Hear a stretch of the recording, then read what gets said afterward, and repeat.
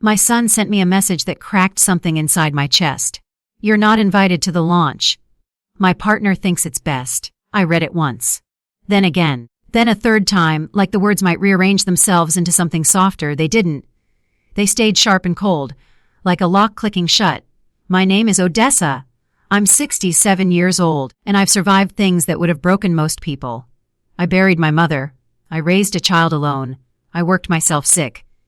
I slept on couches so my son could have a bed, but nothing prepared me for this. Not because it was a launch, not because it was a party, but because it was proof that the boy I bled for had started seeing me as a problem, and I knew exactly where it came from. Vesper, that woman didn't just enter my son's life. She entered it like a business plan. $2 million. People toss numbers around like they're weightless. But for a woman like me, $2 million isn't money. It's everything. It's the sale of my house, my mother's inheritance, 40 years of scrubbing office floors downtown with cracked hands and swollen knees, 12-hour shifts, no vacations, no luxuries. No, treat yourself. Every dollar I saved was a dollar I didn't spend. Not because I wanted to be noble, because I had to be. Because Lysander's father, Enoch, walked out when Lysander was 5 and never came back. No goodbye, no explanation, no support. Just silence and my son's small voice asking, "Mama, where did Daddy go?" I didn't even have an answer for myself. All I had was a choice. Collapse or carry us both. So I carried. I cleaned offices until 3 in the morning. Then I spent the day caring for an elderly woman with dementia, wiping her mouth and changing her sheets. Then came home to a little boy who climbed into my bed because he was scared to sleep alone. "Mama, why do you work so hard? So you can have everything you need, baby." I'd whisper, kissing his forehead, and I meant it. I built Lysander's future with my body, my youth, my peace. When he wanted private university, I didn't say no. I got another job cleaning houses in rich suburbs, scrubbing floors until my hands bled. When he graduated, he hugged me so tight I couldn't breathe. "This is because of you," he whispered. "I'll never forget what you've done." I believed him, because mothers always do. Then came his big dream. A company, a tech platform. He sat in my living room with eyes full of fire and said, "Mama, I need capital. Real capital." "How much?" I asked. He hesitated, then said it. $2 million. The room went quiet. $2 million meant selling my house, emptying my savings, turning my old age into a risk. But I looked at my son's face, my boy, and I did what mothers do. I said yes. Because love makes you brave, and sometimes love makes you blind. At first, everything felt beautiful. Lysander called every day, excited like a child. He sent pictures of their office downtown. He showed me the boardroom. "Mama, this is ours," he said. "Ours." That word fed my soul. Then Vesper arrived. At first she was just a marketing specialist. Then she became a constant. "Vesper says we should do it this way. Vesper thinks this strategy is best. Vesper has contacts. Vesper, Vesper, Vesper." And slowly my son's voice began to change. Shorter calls, more distance. Like he was learning a new language, one that didn't include me. The first time I met her properly, I understood everything. She looked polished, controlled, untouchable, like a woman who never had to scrub anything in her life. Lysander introduced us on a video call. "Vesper, this is my mother, Odessa." She smiled without warmth. "Nice to meet you, Mrs. Odessa. Lysander has mentioned you." The way she said it made my stomach tighten. "Not, it's an honor. Not thank you, just mentioned." Then she turned to Lysander and said, "We need to review the ad numbers before the 3 p.m. meeting." And just like that, I was erased while still on the screen. That night I told myself I was being sensitive, that I was just adjusting, that I was jealous of a new partner. But deep down I knew. Some people don't insult you loudly. They insult you by acting like you're invisible. Then came the day I visited the office. I wanted to surprise my son, bring lunch, see his dream with my own eyes. I wore my best dress, the one from graduation. I carried his favorite pastries. At reception, the girl asked, "Do you have an appointment?" I'm his mother. 5 minutes later, Vesper appeared like she'd been waiting for this moment. "Mrs. Odessa," she said sweetly, "Lysander is in an important meeting. He can't be interrupted." "I can wait." Her smile stayed frozen. "It could take hours. It's better if you coordinate visits." Coordinate. Like I was a delivery driver, like I wasn't the reason those doors existed. And the part that shattered me, Lysander never came out. Not even for 30 seconds. Not to hug me. Not to say thank you. Not to say, Mama, I love you. A nothing. I left the pastries at the desk and walked out like my skin didn't fit. After that, I became a stranger in my son's life. I learned about the company through social media, not from him. One night I saw a photo, him raising a wine glass in a fancy restaurant. Caption, celebrating our first million in sales with the best team. A Vesper was beside him, smiling like she owned the moment. I sat in my apartment, staring at the screen. 1 million in sales, made possible by my sacrifice. And he didn't even call me. I called him the next day. How's the company, son? Good. Anything you want to tell me? No. I swallowed hard. I saw the celebration, silence. Then he said the sentence that rewired my heart. Mama, you're not part of the team. You're the investor. Not mother. Not sacrifice. Not foundation, just investor. Like a bank, like a transaction. Then came the interview, the one that finished what Vesper started. The journalist asked, how did you get initial funding? Lysander smiled and said, we were lucky. We found an investor who believed in our vision. An investor. Vesper leaned in. Our initial investor prefers anonymity. Anonymity. They didn't just push me away. They rewrote history. They turned my love into a footnote. And that night, something inside me stopped begging. I called my friend at the bank and asked for every document I signed. When she brought the folder, I read every page. And there, like a weapon I didn't know I had, was the truth. I owned 60% of the company. I wasn't a silent investor. I wasn't a background character. I was the majority shareholder. And without me, they didn't have a story. The next morning, I called Lysander. I want a meeting. Tomorrow, 10 a.m. Mama. Oh no, I said, my voice calm. In this meeting, I'm Odessa, your majority shareholder. Long silence. Then, okay. And I want Vesper there. Why? Because she's been deciding what I deserve in a company I own. When I entered that boardroom the next day, I didn't sit down like a guest. I sat down like someone who finally remembered her name. Because power doesn't always yell. Sometimes it just takes its seat. The boardroom was quiet in a way that felt deliberate. The kind of quiet where everyone knows something is about to break. I sat at the head of the table, not because I wanted dominance, but because that seat was legally mine. Lysander sat across from me, shoulders tense, eyes darting between me and Vesper. Vesper sat perfectly still, composed, confident, smiling the way people smile when they think they're untouchable. I opened my folder slowly. Paper makes a sound when it moves. And in that room, it sounded louder than thunder. Let's begin, I said. THEAUD8, I requested this meeting, I continued, because for 6 months, I've been treated like a silent sponsor in a company I own. Vesper leaned back slightly. Odessa, she said smoothly, with respect, investors don't usually. I lifted my hand. No. Let's be precise. I slid the first document across the table. I own 60% of this company. The smile on her face froze. Lysander swallowed hard. Which means, I continued, every major decision you've made without consulting me violates our agreement. Vesper's voice stayed calm, but her eyes sharpened. These were operational decisions. I turned another page. 5 new hires. A second office. A $200,000 marketing contract. I looked directly at her.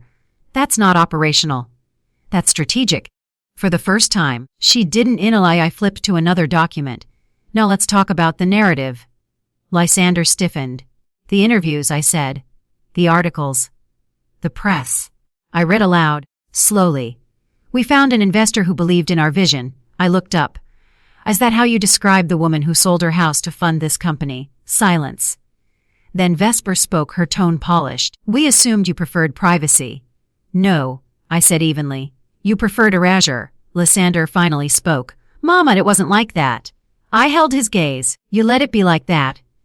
That landed harder than anything else I could have said. THEOFER, I closed the folder. So here's where we are. Both of them leaned forward. You have 2 options. Vesper crossed her arms. I'm listening. Option 1? I said calmly. You buy my shares. Lysander's eyes widened. At current valuation, I continued. That's $8 million. The color drained from his face. Vesper's jaw tightened. We don't have that kind of liquidity, she snapped. I know, I replied. Which brings us to option 2. I leaned forward slightly. I stay. Fully. Publicly. With authority. I let the words settle. That means I'm included in all major decisions. That means the company history is corrected.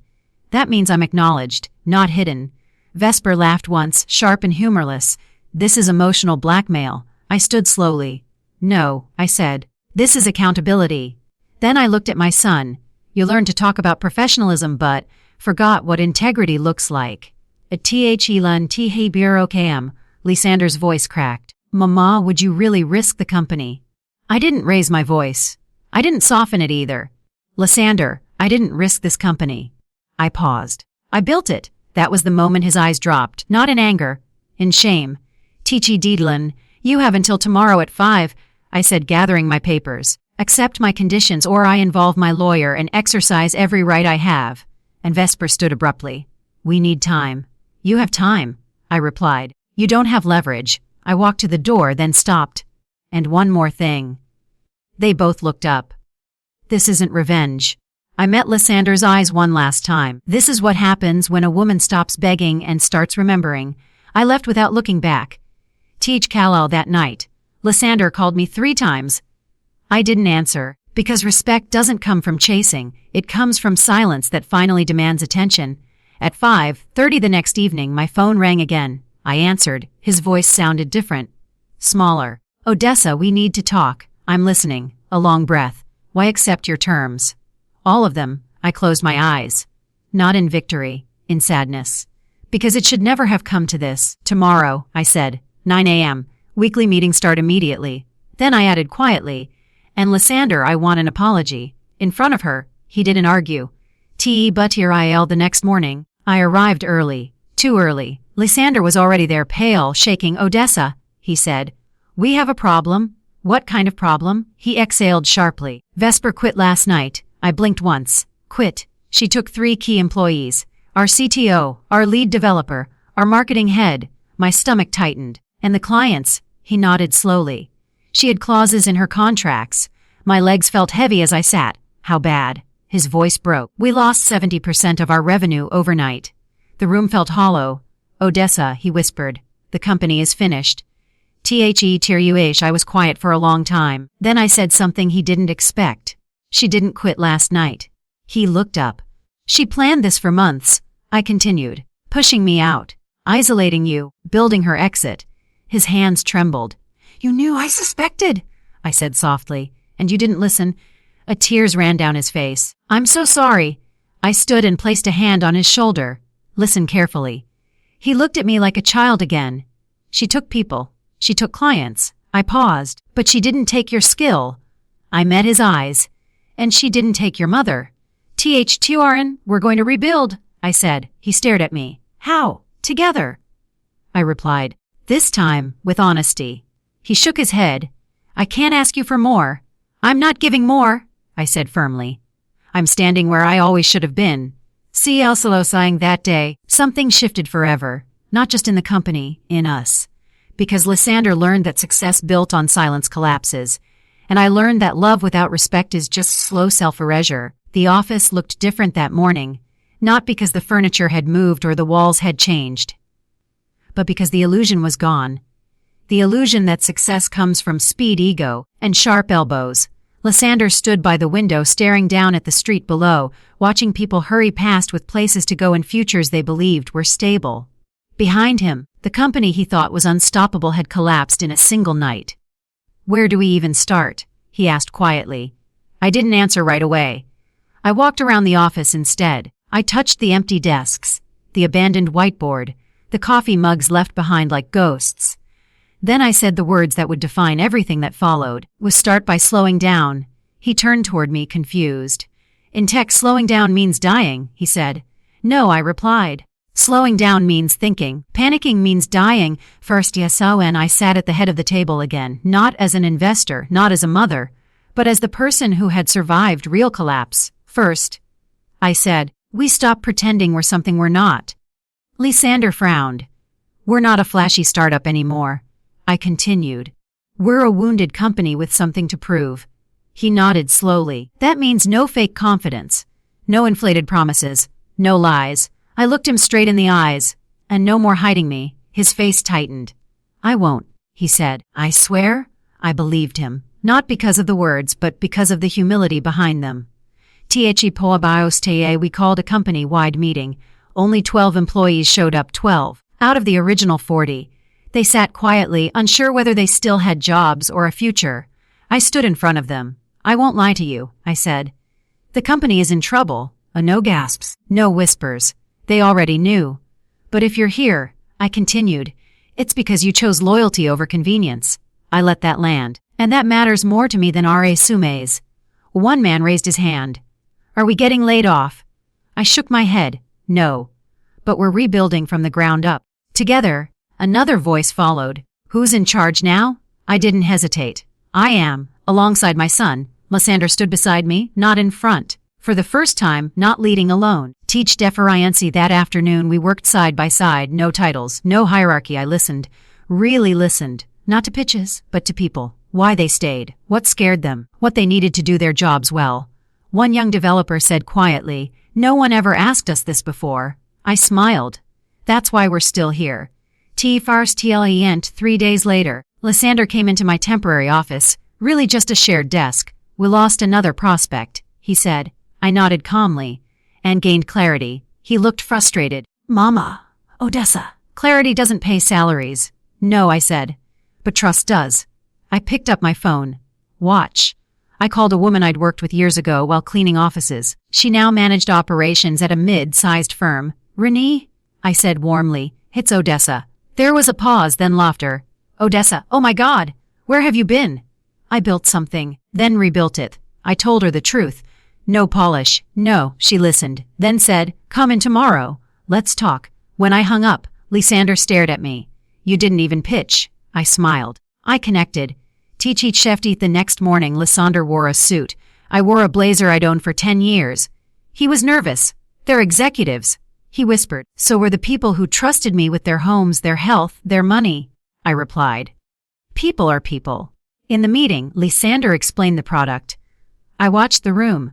Then I spoke, not about features, but about reliability, accountability, and what happens when a company chooses integrity over shortcuts. By the end, the operations director leaned back and said, "This feels different." I smiled. "It is."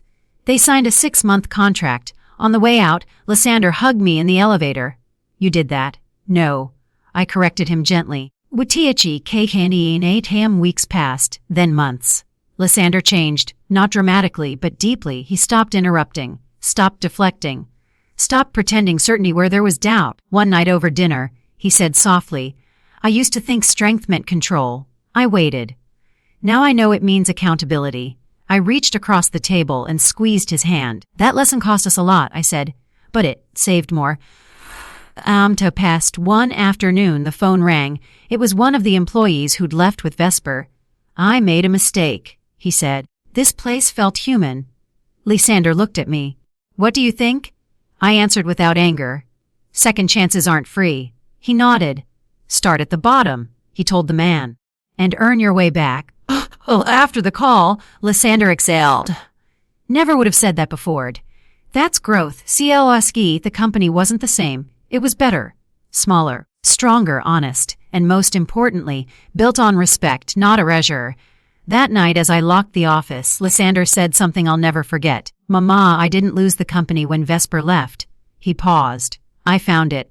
The first time the media called again, Lysander froze. The phone buzzed on the desk, glowing with a number from a business magazine that had ignored us months earlier. He stared at it like it might explode. "They want an interview," he said slowly, "about the turnaround." I looked up from my notes. "Good," I replied. "It's time." He swallowed. "But what do we say?" I leaned back in my chair, folding my hands calmly. "We say the truth." TFEROFT. Lysander paced the room. "They'll ask about Vesper. They'll ask about the collapse. They'll ask where the money came from." "Yes," I said gently. "They will." He stopped pacing and looked at me. "And if I tell them everything, I'll look weak." I stood up and walked toward him. "No, son," I said quietly. "You'll look honest." He had spent so long performing strength that he had forgotten how powerful vulnerability really was. THERVW. The journalist arrived 2 days later, young, sharp, curious. She set up a recorder and smiled politely. "So," she began, "your company survived a very public internal split." "Most startups don't." Lysander glanced at me. I nodded once. He took a breath. "We survived?" he said. Because we stopped lying. The journalist blinked. That's not a common answer. No, he agreed. But it's the right one. She leaned forward. Can you explain? And that's when he said the words that changed everything. This company exists because of my mother. Silence. The journalist slowly turned toward me. I'm Odessa, I said calmly. She invested not just money, but her life. Tachi Stuart Ivardotald Lysander continued. I let ego make me forget that. I let someone convince me that love was a weakness and distance was professionalism. His voice wavered, but he didn't stop. That almost destroyed everything. The journalist's tone softened. Is this the first time you're saying this publicly? Yes, he said. And it won't be the last. She asked about the $2 million. About the house sale. About the sacrifices. I answered plainly. No drama. No self-pity. I didn't give him money, I said. I gave him belief. She stopped recording for a moment. This isn't the story we expected, I smiled. It rarely is. The headline came out 3 days later. The company that rebuilt itself by telling the truth. My name was there, not hidden, not anonymized, not erased. Odessa, majority shareholder. Odessa founder. Odessa, the reason. Lysander called me at 6:12 a.m. Mama, they didn't edit it. His voice broke. I closed my eyes. Good. I whispered. The response was immediate. Emails. Messages. Calls not just from clients, but from people. Women my age. Sons who'd lost their way. Daughters who felt invisible. One message stood out. I showed this to my mother. She cried. Thank you for saying what we couldn't. That's when I knew. This wasn't just business anymore. It was purpose. THFTMSDM that night Lysander came over for dinner. No agenda. No laptop. Just food and silence. Halfway through, he said quietly, I used to be embarrassed that you cleaned offices. I looked at him steadily. I know. He flinched. But now, he continued, I'm ashamed I ever felt that way. I reached across the table. Then learn from it. Don't drown in it. He nodded. I want to be the kind of man who honors where he comes from. You're becoming that man, I said. Because you chose truth over image. A week later, another call came. This time Lysander didn't freeze, he smiled. They want to nominate us. For what? I asked. He read the email aloud. Innovation with human values. I laughed softly. Know that, I said. Zyronic. No, he replied, looking at me with certainty. That's justice. Silo Sinengia, and that night I stood alone on my balcony. City lights flickering, air cool against my skin. I thought about the woman I was before, the one who begged for inclusion, the one who apologized for existing, the one who confused sacrifice with love. She was gone. In her place stood a woman who knew something powerful. Truth doesn't weaken you. It frees you. The night of the awards arrived quietly. No chaos. No nerves. Just clarity. I stood in front of my mirror, fastening the clasp of my gold dress, and for a moment I didn't recognize the woman looking back at me. Not because she looked younger, but because she looked certain. Certainty changes posture. It lifts the chin, it steadies the eyes. This was not the Odessa who once waited for permission to enter rooms. This was the Odessa who belonged there. I vani soon. When Lysander picked me up, he didn't rush me. He waited. Like a son who finally understood respect isn't announced, it's practiced. Ready, partner? He asked. I smiled. I've been ready my whole life. At the hotel entrance, flashes went off. Journalists. Executives. Cameras. Someone called out, Odessa! Not Mrs. Someone. Not the investor's mother. Just my name. And for the first time I felt fully visible. Tichi Rome, Tiedius Ascarmemi. The ballroom was filled with people who once intimidated me. People in tailored suits, perfect smiles, expensive confidence. Once I would have shrunk. That night I stood taller. Because I knew something many of them didn't. Power without integrity is fragile. And I had both. WRTHUI Kalado your nams. When the presenter announced our company, the applause came before the explanation.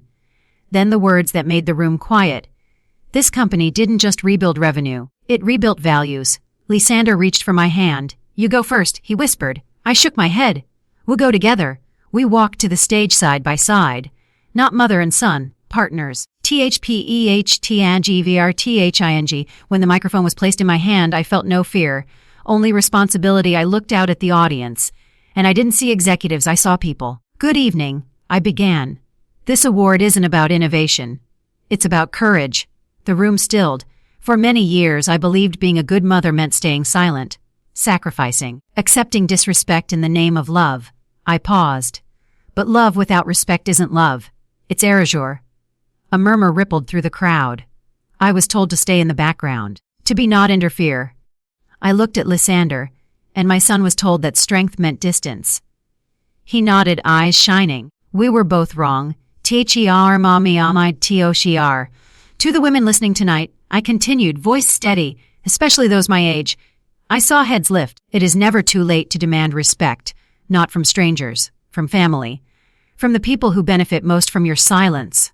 Applause began, but I wasn't finished. And to the children, your mothers are not banks. They are not invisible. They are not replaceable.